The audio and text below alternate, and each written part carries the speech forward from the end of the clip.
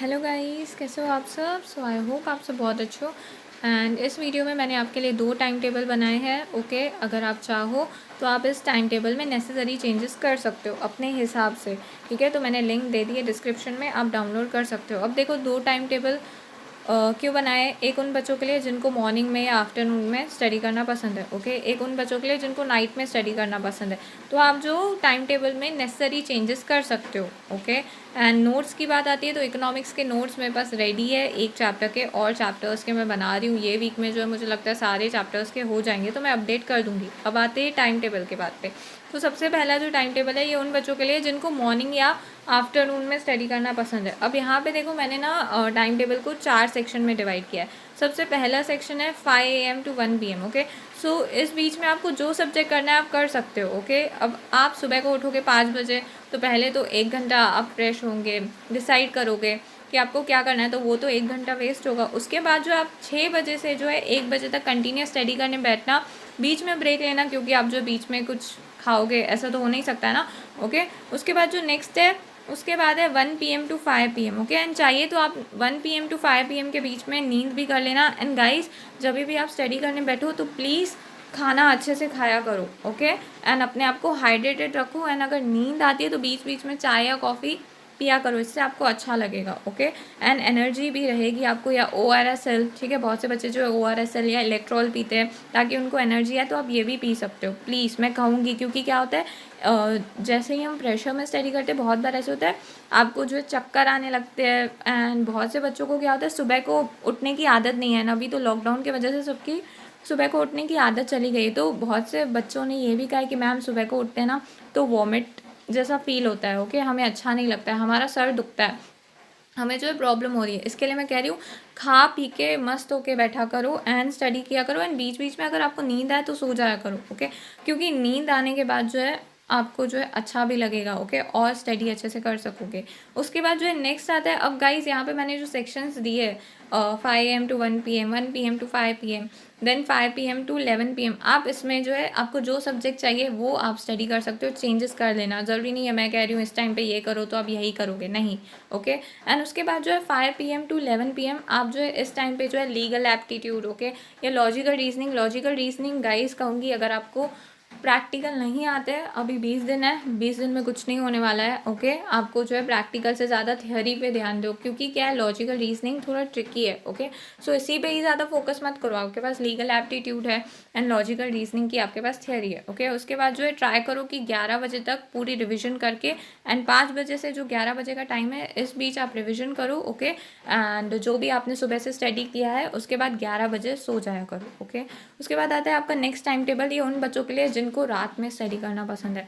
देखो गाइज, रात में स्टडी करना अगर आपको अच्छा लगता है बहुत ही अच्छी बात है, क्योंकि रात के टाइम पे बहुत ही ज़्यादा शांति होती है। बट हाँ, अगर आपको आदत नहीं है, ओके, कोई न्यू है जिसको लगता है कि रात को शांति होगी तो मैं पढ़ता हूँ, फिर प्रॉब्लम ये होती है कि सुबह को उठते हो ना तो वॉमिट जैसा फील होता है, मत करना ऐसे। ओके, एंड मैं एक एग्जांपल दूँ मेरे फ्रेंड का। तो हमारे इंटरनल एग्ज़ाम्स थे कॉलेज के टाइम पे, तो उसको रात को जगने की आदत नहीं थी, तो उसने पूरी रात स्टडी की, कुछ खाया नहीं, कुछ पिया नहीं, कुछ भी नहीं। ओके, नेक्स्ट डे उसने एग्ज़ाम दिया। उसके बाद हमें जो है CS फाउंडेशन के क्लासेस पे जाना था, तो हम जो है CS फाउंडेशन के क्लासेस के लिए निकले। ठीक है, हम जो है ट्रेन से ट्रैवल करके जाते थे। तो प्रॉब्लम ये आई कि हमारे सिटी से जो है क्लास जो था 5 सिटी दूर था। ओके, सो हम लोकल ट्रेन में ट्रैवल कर रहे थे, तो बीच में ही ना ट्रेन में वो बेहोश हो गई। ओके, क्यों बेहोश हो गई? क्योंकि उसने कुछ खाया नहीं था, कुछ भी नहीं खाया था, एंड सीधा रात को जागी थी वो। क्योंकि आपको पता है कॉलेज में होते हैं तो हम क्या करते हैं, एक दिन पहले स्टडी करते हैं, जैसे आप लोगों के साथ अभी हो रहा है वैसे ही। तो उसने भी एक दिन पहले स्टडी करने के चक्कर में प्रेशर लिया उसने इतना ज़्यादा, उसने खाया नहीं पिया नहीं। सुबह को उसने सिर्फ दूध पिया था। ओके, एंड उसको जो है चक्कर आया, ट्रेन में वॉमिट करना उसने स्टार्ट कर दिया। तो इसके लिए ऐसा मत करना गाइस, अपनी तबीयत के साथ खेल के स्टडी नहीं करना है। ओके, इसके लिए रात को भी बैठो तो खा पी के बैठा करो। अब गाइस, यहाँ पे देखो, फिर से मैंने सेक्शंस में डिवाइड कर दिया है। 10 AM to 1 AM आप जो है एक सब्जेक्ट उठा के बैठोगे, देन 1 AM to 4 AM आप दूसरा सब्जेक्ट करोगे। ओके, आपको जो सब्जेक्ट करना है, थियोरी, प्रैक्टिकल, लॉजिकल रीजनिंग जो है प्रैक्टिकल सब्जेक्ट है तो आप कर सकते हो।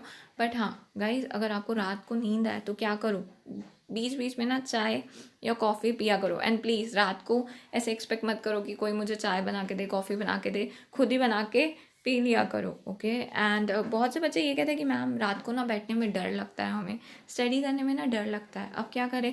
तो गाइस भाई बहन होंगे ना छोटे या बड़े, उनको बिठा दिया करो अपने साथ, उनको बोलो वैसे भी जो है लॉकडाउन है, बहुत सी जगहों पे लॉकडाउन है। ओके। सो वैसे भी रात को जो है क्या करेंगे, फ़ोन पे ही बैठे रहेंगे ना, तो उनको बोल दिया करो मेरे बाजू में बैठे, या जहाँ पे आपके मम्मी या पापा सोते हैं उनके बाजू में बैठ के स्टडी किया करो। डर का और कोई इलाज नहीं है अगर आपको अकेले बैठने में डर लगता है तो।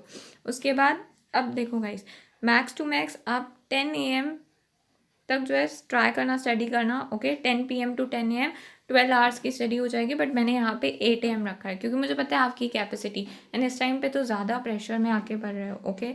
सो जैसी चेंजेस चाहिए कर देना। ओके आपको। एंड यहाँ पे देखो आपका टारगेट क्या है, टारगेट ये है आपका कि आपको जो है कल से यानी 9 अगस्त से 13 अगस्त तक आपको 2 सब्जेक्ट करने हैं। कौन से 2 सब्जेक्ट? अब मेरे हिसाब से आपको business communication and business economics करना चाहिए, बट आपको जो अच्छा लगता है आप वो करो, ज़रूरी नहीं है हर बार मेरी सुनोगे।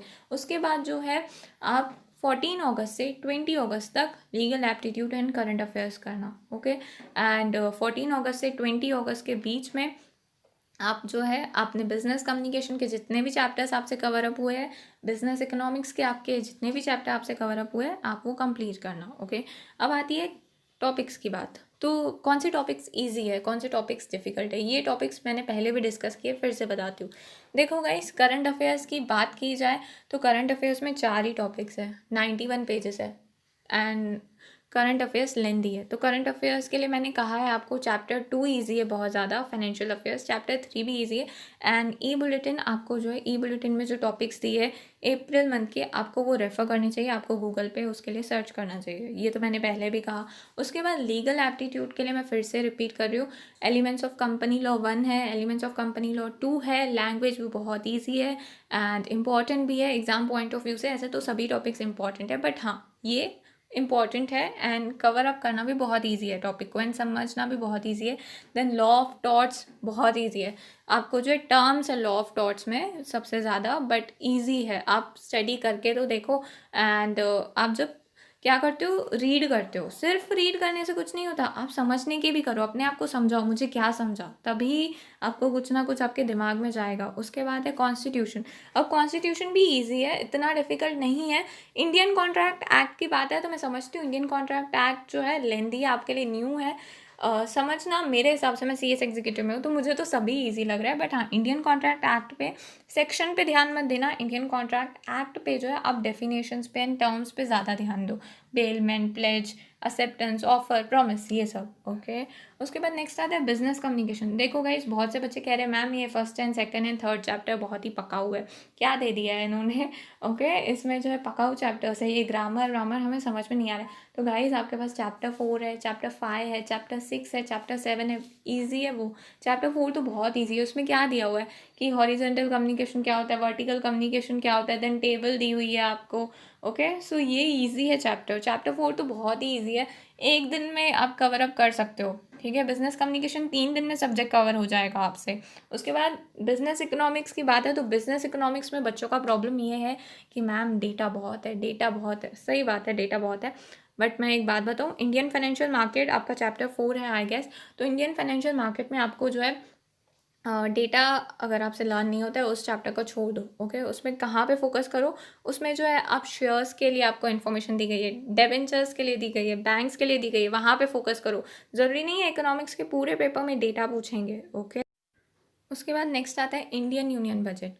गाइस इंडियन यूनियन बजट में डेटा इतनी नहीं है, लेकिन इंडियन यूनियन बजट आपको जो है, इंडियन यूनियन बजट में कंफ्यूज मत होना, क्योंकि इंडियन यूनियन बजट में फिस्कल डेफिसिट दिया हुआ है, कंसेप्ट है, आप बुक खोलोगे आपको पता चल जाएगा। रेवेन्यू बजट क्या होता है, कैपिटल बजट क्या होता है, देन रेवेन्यू बजट को जो है रेवेन्यू रिसिप्ट्स में डिवाइड किया है, रेवेन्यू एक्सपेंडिचर में डिवाइड किया है। इन द सेम में कैपिटल बजट को भी capital receipts and capital expenditure में डिवाइड किया है। ओके। सो ऐसे दिया हुआ है। And tax revenue, non tax revenue क्या होता है, सिर्फ जो है आपको जो है वही करना है, कंसेप्ट क्लैरिटी पे ध्यान देना। यूनियन बजट चैप्टर ईजी है, सिर्फ स्टार्टिंग का पेज देके वो जो 5-7 लाइन देख के डर मत जाना कि इसमें भी डेटा है, उसमें डेटा नहीं है। सिर्फ हाँ फर्स्ट बजट किसने बनाई थी, देन कौन से इंडियन है जिसने बजट नहीं बनाई थी, इस चैप्टर पे ध्यान रखो, आ सकता है। ओके, एंड देन उसके बाद जो है अब आपका जो है लास्ट 3 पेजेस है फिजिकल डेफिसिट का।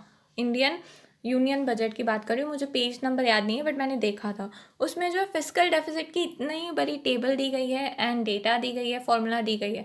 तो वो जो टेबल है वो आपको लर्न नहीं करनी है, वो एग्जाम्पल दिया हुआ है, वो एग्जाम में नहीं पूछेंगे, वो आपको समझाने के लिए कि फिजिकल डेफिसिट कैसे कैलकुलेट किया जाता है। Okay, fiscal deficit is a percentage of GDP. Okay, fiscal deficit is mention as a percentage of GDP.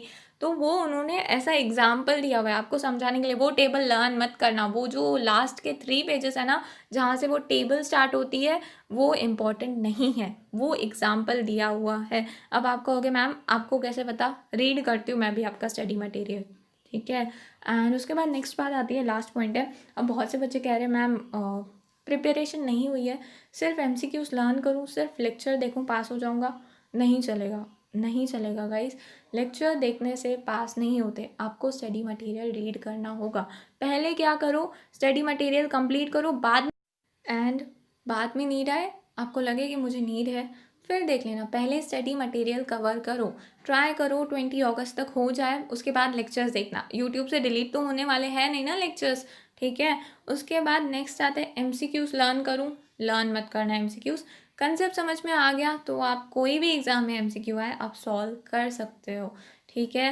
And अभी आपको लग रहा है मैम हमारे लिए ना MCQ नहीं है तो फेल हो जाऊंगा, ऐसा नहीं है गाइस। आपके पास अगर कंसेप्चुअल क्लैरिटी, आपको कंसेप्ट समझ में आते हैं, आपको सब समझ में आ गया है कि हाँ ये कंसेप्ट ये है, लॉ में ये है, ठीक है, ये टर्म्स की ये डेफिनेशन क्या मीनिंग है इनकी, तो आप पास हो जाओगे। MCQ प्रैक्टिस गारंटी नहीं देता है कि हम पास हो जाएंगे। बहुत से बच्चे ऐसे हैं जो MCQ प्रैक्टिस जो है CS फाउंडेशन में बहुत अच्छे से करते हैं फिर भी फेल हो जाते हैं।